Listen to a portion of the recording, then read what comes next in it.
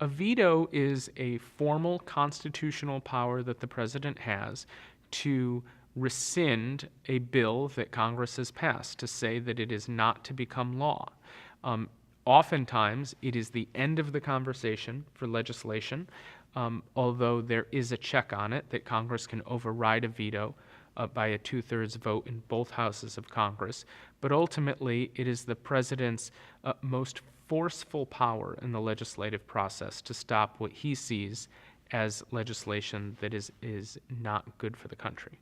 The veto is the Constitution's way of involving the president in the business of the legislature. We have in the American system a system not purely of separated institutions. It's not a sort of Montesquieu situation where the legislature has all the legislative power and the executive, all of the president, all of the executive power. Rather, part of the genius of the founders in Philadelphia was to create a intermingling of those powers so that the president has some legislative powers and the executive and the legislature, Congress has some legislative power.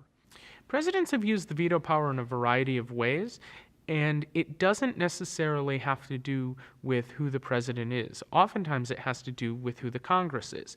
So when you look back historically, when presidents have poor relations with Congress, either because of personal issues with Congress, more often because of partisan division with Congress, there is an increasing use of the veto power. Vetoes rarely come from presidents of the same party as the party controlling both houses of Congress.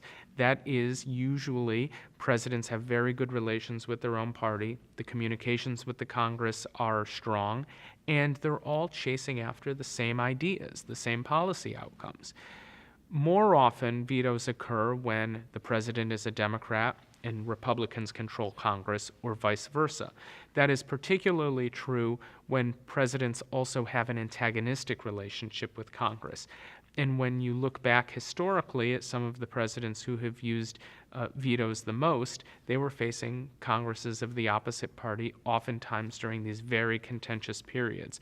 But over time, the use of the veto has tended to decrease because Congress isn't wasting its time as much passing legislation that they know a president is going to veto. The presidential veto is an interesting power that the president has, because on the one hand, it seems as though it's a wonderful tool to prevent a certain bill from being passed. At the same time, the double-edged sword quality comes into play, because if you veto too often, you are seen as it's a destructive feature. It seems as though you're obstructing the process. And presidents have to be very careful when they exercise the veto. It's important to exercise because it shows that the executive is an independent branch and obviously does not agree with a particular bill.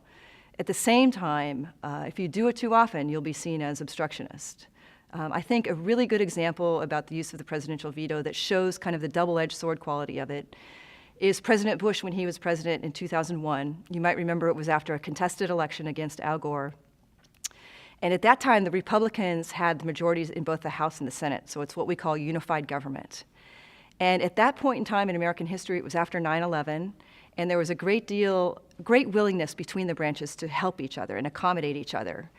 So President Bush from 2001 to 2006 had not exercised the veto. It was in the summer of 2006 that he vetoed the stem cell research bill, which was the first time in 6 years of administration.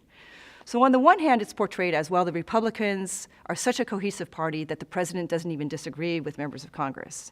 And that's good because they're getting all of these programs through. At the same time, it's really not good. The importance of the veto is that the executive branch is there to check the legislative branch. So this notion that there's collusion between the two branches, that they're trying to help each other in governing, is really antithetical to the Constitution and the foundations of American politics. You want branches to be kind of competitive and kind of wrestling with ideas and checking each other. The veto is an extraordinarily important implement because virtually all of the president's legislative power, apart from his popular standing with the American people, comes from the veto, or more importantly, the threat to veto something.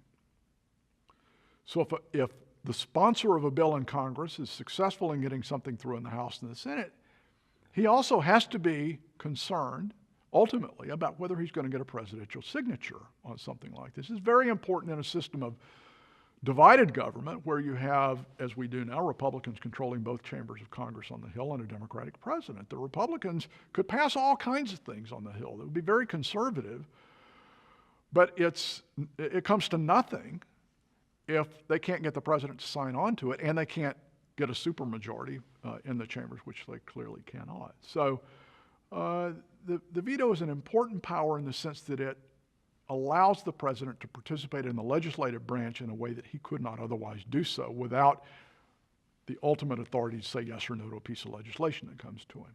There is a lot of gaming, by the way, that goes on in this, and this is something that's come up in the oral history interviews we've done with administrations, is this sort of arcane language that goes back and forth. The Office of Management and Budget is actually tasked with